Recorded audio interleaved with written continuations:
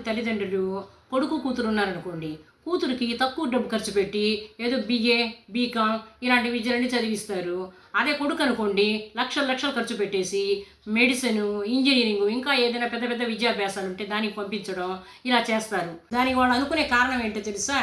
కొడుకు అయితే మనల్ని జీవితాంతం చూసుకుంటాడు, అలాగే మన వంశం నిలబెడతాడు అనుకుంటారు.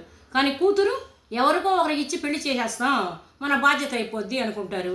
మీరు చేసిన ఏదో ఒక పెళ్ళికి ఆ అమ్మాయికి అత్తగారింటికి వెళ్ళిన తర్వాత పిల్లల విషయంలో కానీ, ఫ్యామిలీ విషయంలో కానీ, ఆర్థికంగా కానీ అన్ని భర్త చేతుల మీదే నడవాలి. ఆ అమ్మాయికి ఒక స్వతంత్రత అనేది ఉండదండి. జీవితమే ఖండం. అవును, ఎన్ని కుటుంబాలు మనం అబ్బాయిలు అమ్మా నాన్నని చూడకుండా వెళ్ళిపోవడం, అమ్మాయిలే పాపం చూసుకోవడం అమ్మా నాన్నని, అన్నీ జరుగుతూనే ఉన్నాయి. మనం చూస్తూనే ఉన్నాము, వింటూనే ఉన్నాము. అయినా ఎందుకండి ఇంత మూర్ఖత్వంగా ఉన్నారు?